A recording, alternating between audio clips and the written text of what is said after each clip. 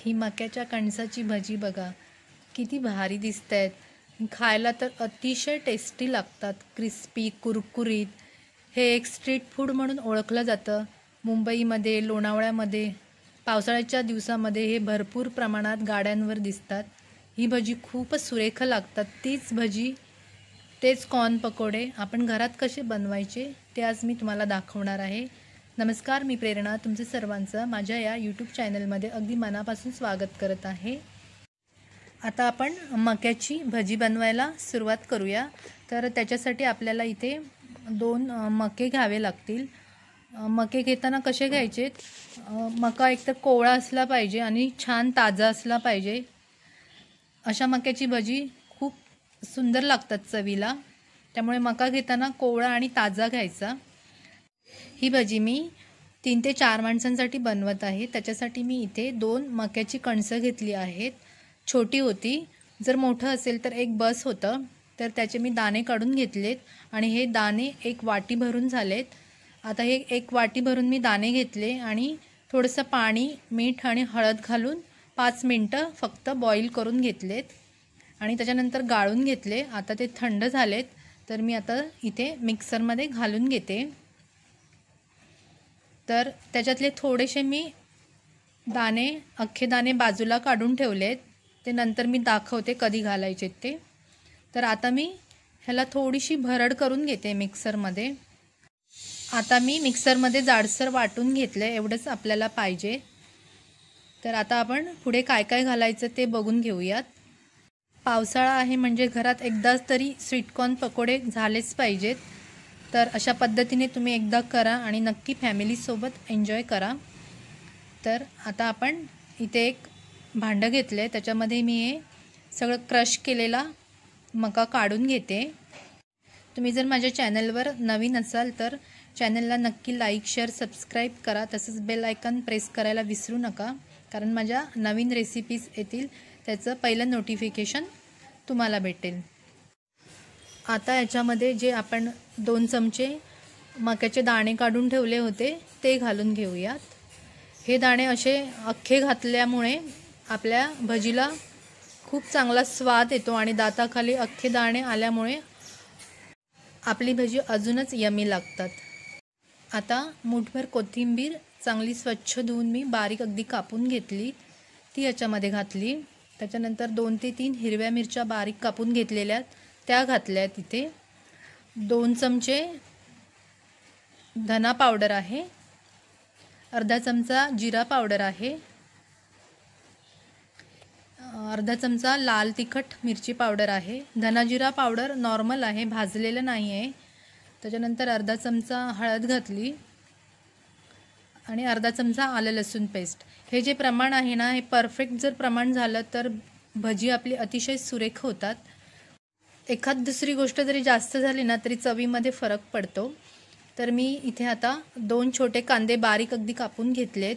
बारीक म्हणण्यापेक्षा जाडसर कापून घेतलेत.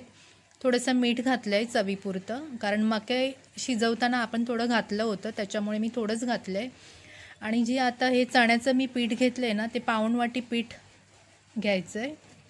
पाऊण वाटी पीठ भरपूर होतं याच्यामध्ये. ज्या वाटीने तुम्ही मोजून दाणे घ्याल त्याच्या पाऊण वाटी आपल्याला पीठ घ्यायचं आहे.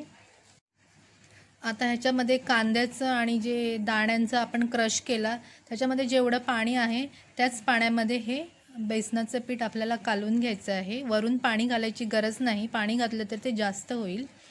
त्याच्यामुळे ह्याच्यामध्ये ते परफेक्ट होतं ह्या प्रमाणामध्ये आणि प्रॉपर मक्याचा चव येतो आणि भजी खूप मस्त लागतात. तुम्ही नक्की अशी ट्राय करा. आणि व्यवस्थित एक 2-3 मिनटासाठी कालवून घ्यायचं, त्याच्यामुळे सगळे मसाले एकजीव होतील.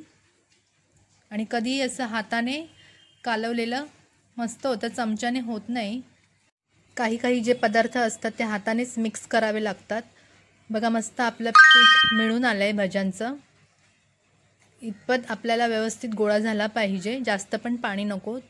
तुम्हाला जर इथे सोडा वापरायचा असेल, खायचा जो सोडा असतो ना, तो पण इथे तुम्ही भजी सोडायच्या अगोदर घालू शकता, पण मी स्किप केलं आहे, मी नाही घातलं आहे.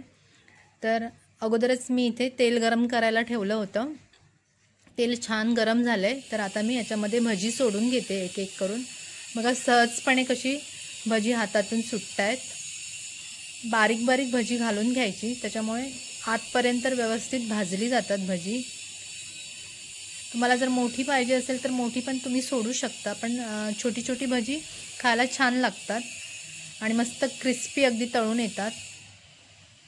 तेल जे आहे ते व्यवस्थित अगदी गरम झालं पाहिजे, जास्त पण थंड नको आणि जास्त पण हाय टेम्परेचरला नको. हे स्वीटकॉर्न पकोडे बनवायला जास्त वेळ लागत नाही. अगदी 5 मिनिटात साहित्य जर तयार असेल तर 5 मिनिटात बनवून तयार होतात. जास्तीत जास्त 10 मिनिटं लागतात, कारण ते मक्याचे जे दाणे असतात ते उकडायला 1-2-3 मिनटं लागतात म्हणून.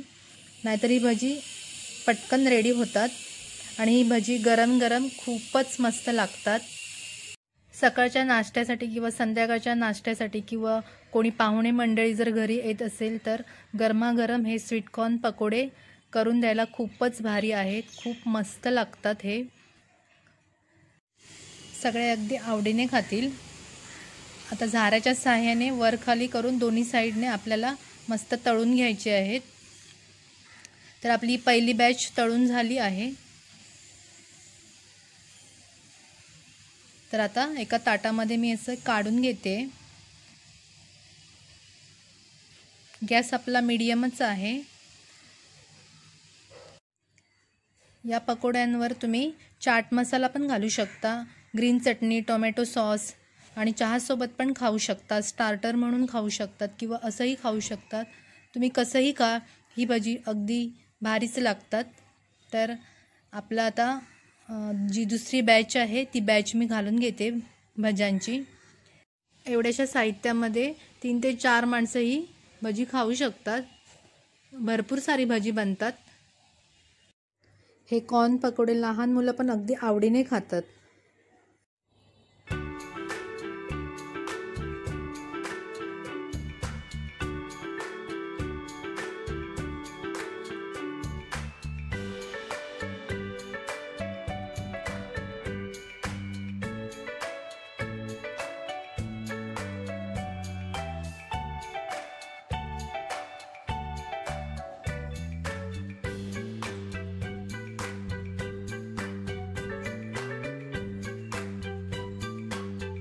तर इथे बघा दुसरी बॅच पण आपली गोल्डन ब्राऊन कलरमध्ये मस्त आली. खूप भारी वाटतात आपली भजी. आता ही पण आपण प्लेटमध्ये काढून घेऊयात. तुम्ही ही भजी नक्की घरामध्ये एकदा करून बघा. परत परत करून खावीशी वाटतील, एवढी भारी लागतात ही भजी. सध्या बाजारामध्ये भरपूर प्रमाणात ही मक्याची कणसं बघायला भेटतात, त्यामुळे तुम्ही कधीही आणू शकता आणि कधीही करू शकता. मस्त क्रिस्पी आणि कुरकुरीत भजी पकोडे आपले तयार झाले आहेत. तर आता आम्ही हे ग्रीन चटणी आणि टोमॅटो सॉस सोबत खाणार आहोत. थोडासा त्याच्यासोबत चहा. मस्त आमच्या घरामध्ये 5 मिनिटांमध्ये फस्त होतील. लवकरच भेटूया एका नवीन रेसिपी सोबत. व्हिडिओ पाहिल्याबद्दल धन्यवाद. Thank you so much.